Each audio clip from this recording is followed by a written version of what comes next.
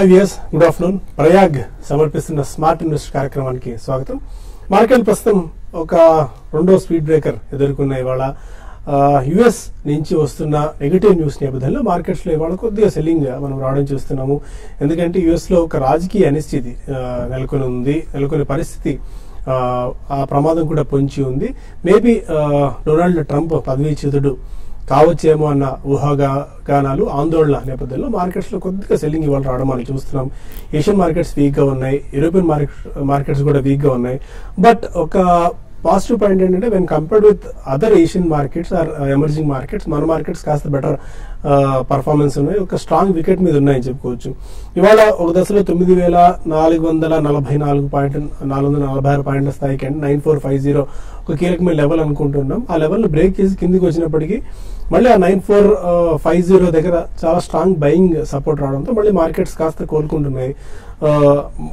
ఇంతసేపు కాస్త lower level నుంచి 20-25 పాయింట్స్ దాకా మళ్ళీ రికవరీ అంటే అనిపించింది. బట్ యూరోపియన్ మార్కెట్స్ ఓపెన్ అయిన తర్వాత మళ్ళీ మన మార్కెట్స్ లో కొద్దిగా సెల్లింగ్ రావడం చూస్తున్నాము. యాజ్ ఆఫ్ నౌ 65 పాయింట్ల నష్టంతో 9,461 పాయింట్ల దగ్గర నిఫ్టీ ట్రేడ్ అవుతూ వస్తుంది. అండ్ సెన్సెక్స్ 130 పాయింట్ల నష్టంతో 30,528 పాయింట్ల దగ్గర ట్రేడ్ అవుతుంది. అండ్ ఇవాళ మనకి banking, consumer capital goods, metals రంగ షేర్స్ లో అమ్మకాలు ఒత్తిడి ఎక్కువగా ఉంటాయి. టెక్నాలజీ, ఐటీ రంగ షేర్స్ లో మాత్రం కొనుగోళ్ల మద్దతు కొద్దిగా ఉంది. ఎందుకంటే ట్రంప్ జోరుకు ఇక్కడ కొద్దిగా కళ్ళం పడే అవకాశం కనిపిస్తోంది. మేబీ వర్స్ట్ అయిపోయిందేమో ఐటీ కంపెనీస్ లో ఉన్న ఒక ఊహాగానాల నేపథ్యంలో కొద్దిగా ఐటీ స్టాక్స్ లో భయం కనిపిస్తుంది. కాకపోతే ఇది ఎంతవరకు సస్టైన్ అవుతుంది, ఆ యుఎస్ లో ఇంపీచ్మెంట్ అనేది సాధ్యమయ్యే పనేనా, దీనికి ఎంతకాలం పడుతుంది, అవన్నీ అనిశ్చితి ఇంకా నెలకొని ఉంది. జస్ట్ న్యూస్ మాత్రమే రావడం మనం చూస్తున్నాము. ఎంత టైం అయినా పట్టొచ్చు, మేబీ అది అంత సులువుగా అయ్యే ప్రక్రియ కూడా కాదు. బట్ జస్ట్ న్యూస్ నేపథ్యంలో ఇవాళ కొద్దిగా సెల్లింగ్ మార్కెట్స్ లో కనిపించింది. ఇవాళ 52 వారాల గరిష్ట స్థాయిని టచ్ చేసిన స్టాక్స్ 40+ దాకా ఉంటే 50 వీక్ లో టచ్ చేసిన స్టాక్స్ 20 దాకా ఉన్నాయి. వాటిలో మనకి గ్లెన్మార్క్ ఫార్మా ఉంది, Inox wind and Nitin fire protection లాంటి స్టాక్స్ ఉన్నాయి. నితిన్ ఫైర్ ఆల్మోస్ట్ 20 రూపీస్ స్థాయికి దిగజారింది. అండ్ 52 వీక్ హై టచ్ చేసిన స్టాక్స్ లో అవంతి వీట్స్ రెగ్యులర్ గా వినిపిస్తున్న పేరు, ఎల్టీ ఫుడ్స్ ఉంది, గ్రాన్యూల్స్ ఇండియా, మిర్జా ఇంటర్నేషనల్ లాంటి స్టాక్స్ ఉన్నాయి. 90-95 రూపీస్ నుంచి ఆల్మోస్ట్ 150 స్థాయికి మిర్జా ఇంటర్నేషనల్ వచ్చేసింది. ఇక్కడ నుంచి కూడా ఇంకా కొద్దిగా అప్ సైడ్ ఉండే ఛాన్సెస్ ఉన్నాయని చెప్పి స్ట్రీట్ ఎక్స్పెక్ట్ చేస్తుంది మిర్జా ఇంటర్నేషనల్ లో. And one more stock to discuss is Visakha industries. 1 week లో 3% పెరిగింది, 1 మంత్ లో 18%, ఇయర్ టు డేట్ లో చూస్తే 101%, 1 ఇయర్ లో 165%, 3 ఇయర్స్ లో 443 అండ్ 5 ఇయర్స్ లో 378% ఆఫ్ రిటర్న్స్ విశాఖ ఇచ్చింది. ఆల్మోస్ట్ 180-190 ఆర్డ్ లెవెల్స్ దగ్గర నుంచి ఇప్పుడు 376 స్థాయికి వచ్చింది. ఆల్మోస్ట్ 400 రూపాయలకు అతి చేరువలో విశాఖ ఇండస్ట్రీస్ కనిపిస్తుంది. ఇందులో ఇంకా విశాఖలో స్ట్రీమ్ ఉందా, ఈ స్టాక్స్ ఇంకా కొనుగోలు చేయొచ్చే అంశాలు మనం తెలుసుకుందాం. ఇనిషియల్ గా మార్కెట్ కామెంట్స్ తీసుకుని తర్వాత కొన్ని స్టాక్ స్పెసిఫిక్ మూవ్స్ గురించి మనం మాట్లాడుకుందాం. Good afternoon both of you sir. కొద్దిగా ఇవాళ మార్కెట్స్ లో వీక్నెస్ కనిపిస్తుంది బికాస్ ఆఫ్ ఇంటర్నేషనల్ క్యూస్ మన మార్కెట్స్ డ్రైవ్ చేస్తున్నాయి. ఒకవేళ ఇలాంటి నెగిటివ్ న్యూస్ నేపథ్యంలో ఏదైనా కరెక్షన్ వస్తే ఆర్ ఒక 150 పాయింట్స్ కనుక క్రాక్ వస్తే సెల్లింగ్ మంచి ఆపర్చునిటీ అవుతుందా ఇది? I don't think so అండి. సెల్లింగ్ కి కాదు, problem opportunity. Yeah, definitely 100 to 150 points correction calls for a first price point buy అండి.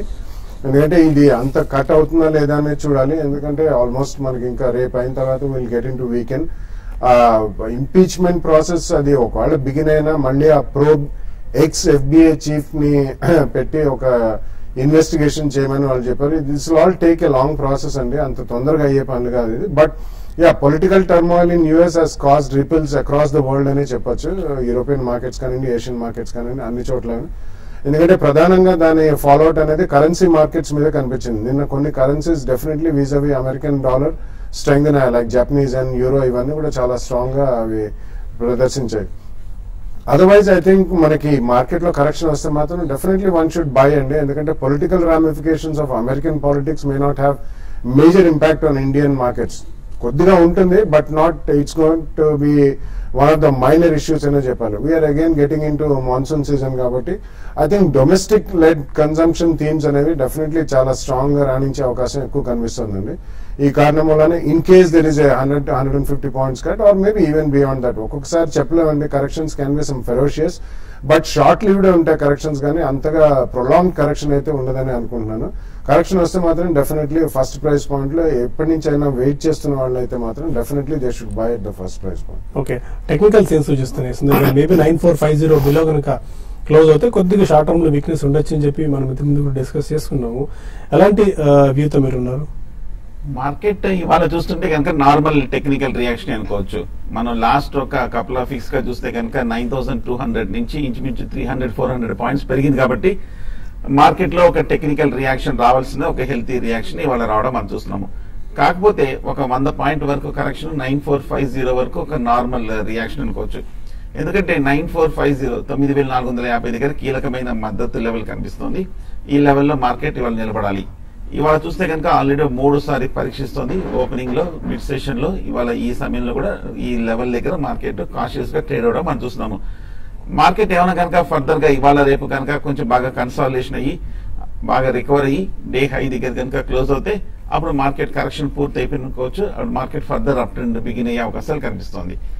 రెండో సినారియో ఇవాళ కనుక మార్కెట్ 9450 దగ్గర కనుక ఫెయిల్ అయ్యి దాని కింద కనుక క్లోజ్ అవుతే మార్కెట్ లో షార్ట్ టర్మ్ కరెక్షన్ బిగిన్ అయ్యే అవకాశాలు కనిపిస్తోంది. అప్పుడు నెక్స్ట్ టార్గెట్ 9200 రీసెంట్ గా వచ్చిన లో వరకు వెళ్లే అవకాశాలు కనిపిస్తుంది. సో కాబట్టి మార్కెట్ ఇవాళ 9450 పైన రికవరీ అవుతుందా లేదా దాని కింద క్లోజ్ అవుతుందా మనం చూడాలి. దాన్ని బట్టి నెక్స్ట్ షార్ట్ టర్మ్ ట్రెండ్ అనేది ఉంటుంది.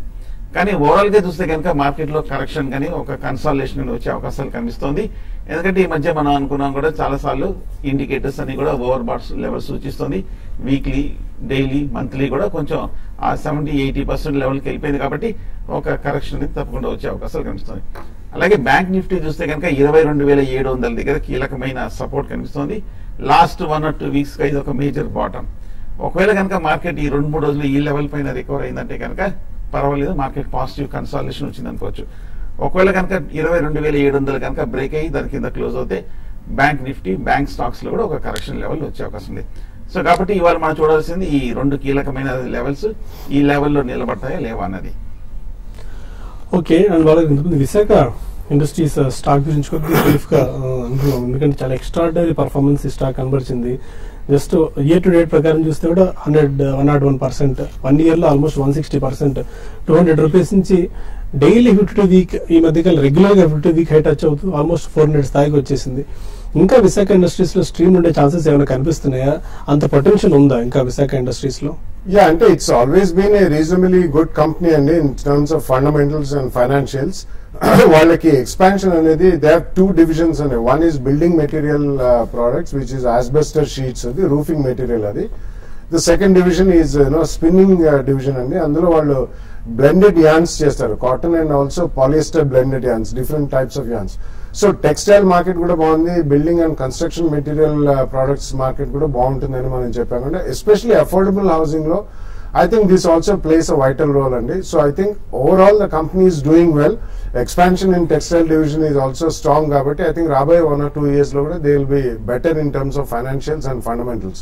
కాబట్టి does it have any more stream? Yeah, definitely చిన్న కరెక్షన్ అయితే రావచ్చండి. ఎందుకంటే షార్ప్ గా పెరిగింది కాబట్టి ఈవెన్ 1 year లో ఆల్మోస్ట్ 100% ప్లస్ పెరిగింది కాబట్టి చిన్న కరెక్షన్స్ వచ్చినప్పుడు I think one can definitely by into Visakha industries. అది విశాఖ ఇండస్ట్రీస్ సంబంధించిన బ్రీఫ్ ఓవర్వ్యూ. కొంతమంది కాలర్స్ లైన్ లో ఉన్నారు. ఫస్ట్ కాల్ హైదరాబాద్ నుంచి రామరాజు. గుడ్ ఆఫ్టర్నూన్, చెప్పండి.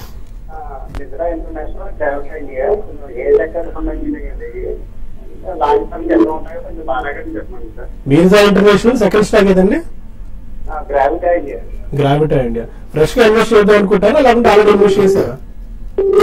Okay, Mirza international and Gravita. Mirza almost 90-95 rupees నుంచి 150 స్థాయికి వచ్చేసింది. ఇప్పటికీ ఆల్మోస్ట్ 50% దాకా జంప్ రావడం మనం చూస్తున్నాం. ఇప్పుడు మార్కెటింగ్ ప్లాన్స్ చూసుకుని చాలా అగ్రెసివ్ గా కనిపిస్తున్నారు ఇప్పుడు ఈ టైంలో. యా, బేసికలీ ఆయన ఏ సెక్టర్ కి సంబంధించిన కంపెనీలు ఏ సెక్టర్ కి చెందినవని అడిగారండి. Mirza International is one of the largest exporters of leather and shoes and leather garments and leather peripherals and accessories అండి. So they are very strong and recently అటువంటి వాటికి సూపర్ హౌస్, మిర్జా ఇంటర్నేషనల్ ఇటువంటి వాటికి అందరికి మనకి యూపీలో ఎక్స్పోర్ట్ ఆఫ్ మీట్ అది ban చేసినప్పుడు డెఫినెట్లీ వాళ్ళకి రా hides and skins raw material కాబట్టి కొద్దిగా ఆటంకం కలిగే అవకాశం ఉంది. ఈ సెక్టర్ కి అంతగా మనకి మార్కెట్ లో ఇంట్రెస్ట్ కనిపించదండి. ఎస్పెషల్లీ ఇవి చిన్న స్టాక్స్ కాబట్టి ఇన్స్టిట్యూషనల్ ఇన్వెస్టర్స్ నుంచి అంతగా మనకి కనిపించవు. బట్ ఐ థింక్ రూపీ కూడా క్షీణించింది, 68 నుంచి 64కి వచ్చింది కాబట్టి స్ట్రెంగ్త్ అయింది కాబట్టి ఎక్స్పోర్ట్ లెడ్ రెవెన్యూస్ లో కొద్దిగా డిప్ రావచ్చు. But overall it's a good company అండి. So leather shoes, red tape అనేది వాళ్ళ బ్రాండ్ నేమ్. ఇండియాలో కూడా I think they have started aggressive marketing steps. So అది ఆ రంగానికి చెందిందండి. At every dips I think you can buy. It's a good company and decent track record కూడా ఉందండి, మంచి డివిడెండ్ అది ఇచ్చారు. Similarly, Gravita India is a company which manufactures lead and lead-based, lead scrap in వాళ్ళు import చేసి వాళ్ళు they make structurals and lead powder, lead కి సంబంధించిన అన్ని కూడా వాళ్ళు మ్యానుఫ్యాక్చర్ చేస్తారండి. అదే కాకుండా వాళ్ళ నెక్స్ట్ డైవర్సిఫికేషన్ అనేది PET, పెట్ బాటిల్స్ అంటాం మనం, పాలిఎథిలిన్ టెరఫ్థరేట్ అని, వాటి రీప్రాసెసింగ్ కూడా మొదలు పెట్టారు. And that's also going to be a huge business in future. కాబట్టి ప్లాస్టిక్ రీప్రాసెసింగ్ ఒకటి, PET bottles reprocessing, as well as lead import చేసి, అంటే స్క్రాప్ అండి, స్క్రాప్ అవన్నీ ఇంపోర్ట్ చేసి they make structurals and different material out of that. రెండు కూడా ఆశాజనకంగానే ఉన్నాయి. So Gravita India it can be considered as a metal as well as a plastic company, రెండు ఉన్నాయి కాబట్టి. సో రెండు డీసెంట్ కంపెనీస్ అండి. I think on dips you can by. Okay, ఇంకా మరిన్ని కాల్స్ అండ్ మెయిల్స్ తీసుకునే ముందు స్మార్ట్ ఇన్వెస్ట్ లో చిన్న బ్రేక్ తీసుకుందాం.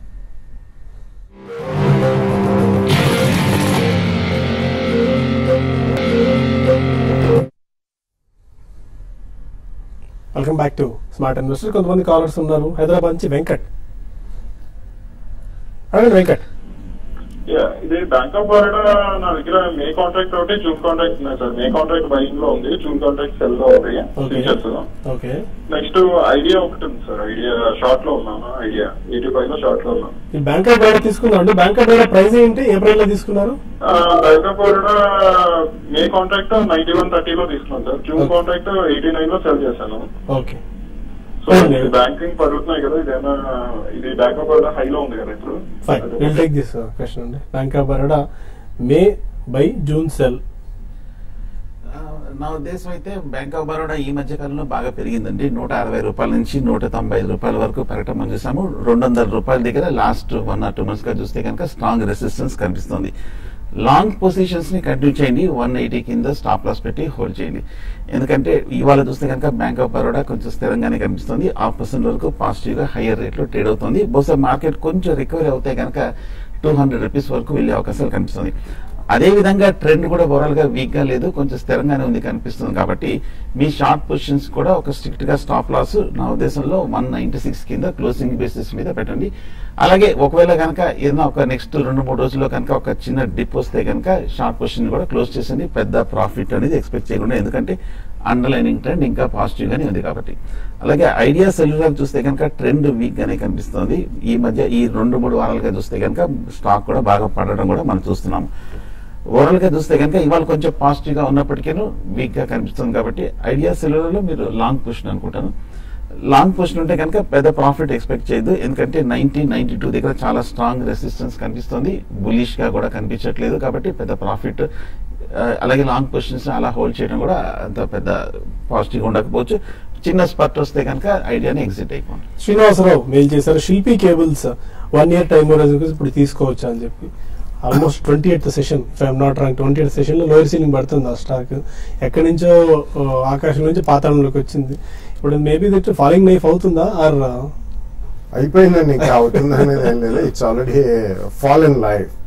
So I think definitely no అండి, because there's too many corporate governance issues and the management is not able to explain. వాళ్ళు సమాధానాలు కూడా ఇవ్వలేకపోతున్నారు. And it was there on the public domain on CNBC.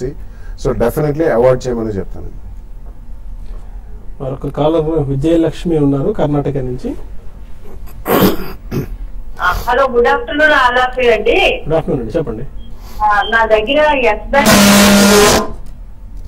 Yes Bank. Okay, ఇది audio problem వచ్చినట్టుంది. Kiran Kumar mail చేశారు. SQS India DFSI 400 shares 750 లో తీసుకున్నారు. Glenmark 800-200 shares ఉన్నాయి. Hold or exit? ఎస్క్యూఎస్ చూస్తే కనుక వీక్ గా కనిపిస్తోంది. ఈ స్టాక్ గత 6 నెలలుగా చూస్తే కనుక కంటిన్యూస్ డౌన్ ట్రెండ్ లో ఉంది. 1300 దగ్గర నుంచి 550 రూపాయల వరకు పట్టడం అనేది మనం చూస్తాము. బేరిష్ గా కనిపిస్తుంది. నా ఉద్దేశం ప్రస్తుతానికి అయితే మరి మేజర్ సపోర్ట్ దగ్గర ఉంది, అది ఒక్కడే కొంచెం పాజిటివ్ ఫ్యాక్టర్. ఏదైనా కొంచెం రీబౌండ్ వస్తే కనుక ఎగ్జిట్ అయిపోండి ఎస్క్యూఎస్ ఇండియా. నల్గొండ నుంచి వెంకట్ వారి కాలర్. అడగండి వెంకట్. హలో, స్నోమ్యాన్ లాజిస్టిక్స్ తీసుకోవచ్చా సార్ ఇప్పుడు? స్నోమ్యాన్ లాజిస్టిక్స్ ఎంతకాలం ఉంటుంది? 6 months సార్. 6 months టైం కూడా అండి. ఇప్పుడే జిఎస్టీకి సంబంధించిన బ్రేకింగ్ న్యూస్ కూడా ఒకటి వస్తుంది. జిఎస్టీ కౌన్సిల్ 9 రూల్స్ ని ఖరారు చేశారు. ఫిట్మెంట్ సంబంధించిన రేట్స్ కూడా జిఎస్టీ కౌన్సిల్ ఖరారు చేసింది. మేబీ ఇదొక పాజిటివ్ న్యూస్ అయ్యేట్టుంది. అంటే మరొక అడుగు ముందుకు పడింది జిఎస్టీ అమలుకు సంబంధించి. Snowman logistics for 6 months time horizon కి. 6 months is too short a period అండి, ఎందుకంటే ఈ జిఎస్టీ ఇంప్లిమెంటేషన్ కి it will take its own sweet time. Probably 6 months కి అయితే మాత్రం it's better you follow technicals and ఏదైనా స్టాప్ లాస్ పెట్టుకుని ట్రేడింగ్ చేసుకోండి, కానీ it's not worth investing today with 6 months view. Mangalagiri నుంచి తిరుమల్ వారి కాలర్. నమస్కారం, చెప్పండి. ఫైన్, ఏదో టెక్నికల్ ఇష్యూ ఉన్నట్టుందండి, మేబీ వాయిస్ ప్రాబ్లం ఉన్నట్టుంది. మెయిల్స్ ఈలోపు తీసుకుందాం. వరప్రసాద్ అడుగుతున్నారు, ఎస్టాండ్ ఐపీఓ అలాట్మెంట్ వచ్చిందట, hold or exit. Maybe allotment ప్రీమియంతో రిజిస్టర్ అవుతుంది అందరూ అనుకున్నారు, అందుకు భిన్నంగా నెగిటివ్ ఇంపాక్ట్ కనిపిస్తుంది. మార్కెట్స్ ఇంత పీక్ లో ఉన్నప్పటికీ ఈ స్టాక్ మాత్రం పెద్దగా అండర్ పర్ఫార్మ్ చేస్తుంది. Exit or hold? Yeah, I mean, exit, I don't think so అండి, but definitely it will take a long time. మనం ఐపీఓ వచ్చే ముందర కూడా చెప్పాం, మ్యాక్మిలన్ పబ్లిషింగ్ హౌస్ అని, దాంతో ఫండమెంటల్స్ పోల్చుకుంటే ఎస్చాన్ రీజనబుల్లీ గుడ్ కంపెనీ అయినా కానీ ప్రైజింగ్ పరంగా కొద్దిగా ఎక్కువ అని చెప్పి. So you should definitely give it some more time అండి. You have to really carry it forward for the next 2-3 years. ఇటువంటి ఒక్కొక్కసారి మనకి లిస్టింగ్ లో ఐపీఓస్ కొన్ని మాత్రమే చాలా స్ట్రాంగ్ రిటర్న్స్ ఇస్తాయండి. అన్ని ఐపీఓస్ మనకి అంత ఎక్సలెంట్ రిటర్న్స్ కంటిన్యూస్ గా ఇయ్యో. కాబట్టి ఎస్చాన్ is a good company. Immediately అమ్మద్దు, probably next 1 or 2 quarters results చూసిన తర్వాత స్పాట్ వచ్చినప్పుడు అమ్మండి. అండ్ హడ్కో ఐపీఓ గురించి ఇందరూ అడుగుతున్నారు, అప్లై చేశారు, అలాట్మెంట్ మొదలైందండి. మేబీ వాళ్ళ ఉదయం నుంచి ఎస్ఎంఎస్లు వస్తున్నాయి డిమాట్ అకౌంట్స్ లో క్రియేట్ అయినట్టు. ఒకసారి మీ అకౌంట్స్ లో క్రియేట్ అయిందో లేదో చెక్ చేసుకోండి. అలంకిత్ అన్న వెబ్సైట్ లో దీనికి సంబంధించిన అలాట్మెంట్ సంబంధించిన డీటెయిల్స్ ఉన్నాయి. మీ పాన్ నెంబర్ కోడ్ చేస్తే మీకు షేర్స్ అలాట్ అయింది లేనిది తెలుస్తుంది. అడుగు 19th లిస్ట్ అవుతుంది ఈ ఐపీఓ. అండ్ మరొక మెయిల్ బాలాజీ అడుగుతున్నారు బాలగారిని, హల్దిన్ గ్లాస్ అండ్ ఫిలాటెక్స్ ఇండియా, ఈ 2 స్టాక్స్ ని లాంగ్ టర్మ్ కోసం పిక్ చేసుకోవచ్చా? హల్దిన్ గ్లాస్ అండ్ ఫిలాటెక్స్ రెండు కూడా టర్న్ అరౌండ్ స్టోరీస్ అని చెప్పండి, కానీ మైక్రో క్యాప్ స్టాక్స్ కాబట్టి కొద్దిగా జాగ్రత్తగా ఉండండి. They are doing reasonably well అండి. కాకపోతే ఇందులో ఏదైనా 1 or 2 quarters రిజల్ట్స్ లో కొద్దిగా తేడా వచ్చినా, కాస్త తక్కువ వచ్చినా కానీ ఇటువంటి stocks they will be subject to severe punishment, అంటే డ్రాస్టిక్ ఫాల్ ఉండొచ్చండి. But as of now they are doing reasonable well కాబట్టి కొంచెం ఒక నెక్స్ట్ వీక్ లో చూసి మార్కెట్ లో కొద్దిగా స్టెబిలిటీ వచ్చినప్పుడు ఫస్ట్ ప్రైస్ పాయింట్ లో కొనండి. But you should always be prepared for 15-20% fall. అట్లాంటిది ఏదైనా జరిగితే you can buy at the second price point. Ranganath Koneti అడుగుతున్నారు, సింఫనీ ఫాలో అవుతుంది, ఏదైనా స్పెసిఫిక్ రీజన్ ఏమన్నా ఉందని. వాళ్ళు పర్ఫార్మెన్స్ ఈసారి అంత గొప్పగా లేదని, నెట్ ప్రాఫిట్స్ కాస్త తగ్గినట్టున్నారు, అందుకే సింఫనీ పడుతుంది. టెక్నికల్ సేల్స్ చూస్తున్నాయి. ఈ మధ్య కాలంలో లాస్ట్ 1 year కూడా చూస్తే కనుక బాగా అవుట్ పెర్ఫార్మ్ చేసిన కంపెనీ, ఫండమెంటల్ గా స్ట్రాంగ్ గా పెర్ఫార్మ్ చేసిన కంపెనీ, అలాగే టెక్నికల్ గా దాని తగ్గట్టుగానే కంటిన్యూస్ అప్ ట్రెండ్ లో ఉన్న కంపెనీ. ఇవాళ కూడా చూస్తే కనుక జస్ట్ స్వల్ప రియాక్షన్ తప్ప కానీ పెద్ద ఏమీ వీక్నెస్ కనిపించట్లేదు. బహుశా ప్రాఫిట్ బుకింగ్ తోటి పడుతుంది తప్ప కానీ పెద్ద వీక్నెస్ ఏం కనిపించట్లేదు. రాజ్యలక్ష్మి మెయిల్ చేశారు, కరూర్ వైశ్య బ్యాంక్ ని హోల్డ్ చేస్తున్నారట లాంగ్ టర్మ్ గురించి, ఈ టైంలో ప్రాఫిట్స్ బుక్ చేసుకోవచ్చా, హోల్డ్ చేసుకోవచ్చా? అండ్ ఫోర్స్ మోటార్స్ ని కరెంట్ ప్రైస్ లో అక్యుములేట్ చేసుకోవచ్చా? Karur Vysya bank and Force Motors. Yeah, అంటే మీకు డబ్బు అవసరం ఉంటే కరూర్ వైశ్య బ్యాంక్ లో కొద్దిగా షేర్స్ అమ్మండి. But otherwise I think you should continue అండి next 1 or 2 years. Karur Vysya bank కూడా it has given decent return. Last 10-15 years లో it's given exceptionally strong return to shareholders. కాబట్టి it's a good bank. South ఇండియాకి చెందిన private sector banks లో it's very strong bank. So డబ్బు immediately అవసరం లేదు అంటే మాత్రం హోల్డ్ చేయమని చెప్తానండి. అండ్ ఇవాళ వాళ్ళ కొద్దిగా ఐటీ ప్యాక్ లో బయింగ్ కనిపిస్తుంది. ఇన్ఫోసిస్, విప్రో, హెచ్సిఎల్ టెక్ లాంటి కౌంటర్స్ లో కొద్దిగా చాలా కాలం తర్వాత మళ్ళీ కొద్దిగా బయింగ్ చూస్తున్నాం. మేబీ ఈ అనిశ్చితి ఉంది మనకి యూఎస్ నుంచి వస్తున్న నెగిటివ్ న్యూస్ నేపథ్యంలో కొద్దిగా బ్రేక్ పడొచ్చేమో, లేకుంటే ఆయన తీసుకునే నిర్ణయాల్లో కూడా కొద్దిగా వెనక్కి తగ్గొచ్చేమో అన్న ఊహాగానాలతోనే ఇవాళ ఐటీ స్టాక్స్ లో భయం కనిపిస్తుంది.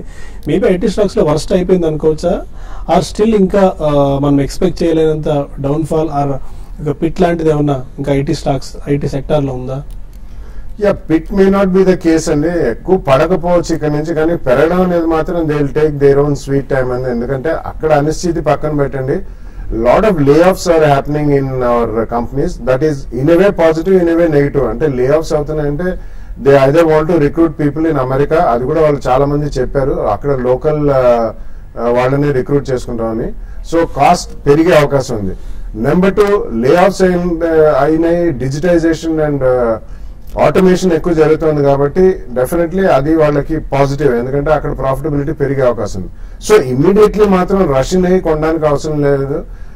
Is the worst over? I don't think so అండి. Probably it is one industry which is facing automation problems more than immediate future లో పొలిటికల్ ల్యాండ్స్కేప్ ఎట్లా ఉంటుంది అమెరికాలో తెలీదు.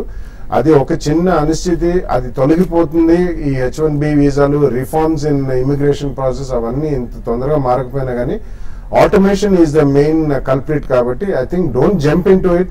కొద్దిగా స్టెబిలిటీ వచ్చిన తర్వాత చూడవచ్చు. Let's see for the next 1 or 2 months చూసిన తర్వాత we can take a fresh decision. Okay, and profit your trade and TV5 money సంయుక్తంగా నిర్వహిస్తున్న investor summit technical fundamental workshop సంబంధించిన డీటెయిల్స్ మీకు పక్కన నంబర్స్ స్క్రోల్ అవుతున్నాయి. విశాఖపట్నంలో ఈసారి ఆర్గనైజ్ చేస్తున్నాం జూన్ 10-11వ తారీఖులో. సో దగ్గర ప్రాంతాల వాళ్ళు తప్పకుండా వర్క్ షాప్ హాజరు కండి. దీనికి సంబంధించిన రిజిస్ట్రేషన్స్ కోసం profityourtrade.in విజిట్ చేయండి, లేదంటే మీ నంబర్స్ స్క్రోల్ అవుతున్నాయి, నంబర్స్కి ఫోన్ చేసి మీ డీటెయిల్స్ ఏమైనా ఉంటే తెలుసుకోవచ్చు. అనుకుంటే బులెటిన్ ఇక్కడ వైండప్ చేద్దాం, చేసి మళ్ళీ TV5 మనీలో కలుద్దాం యూట్యూబ్ వేదిక ద్వారా. అక్కడ మరిన్ని కాల్స్ అండ్ మెయిల్స్ తీసుకుందాం. Stay with us.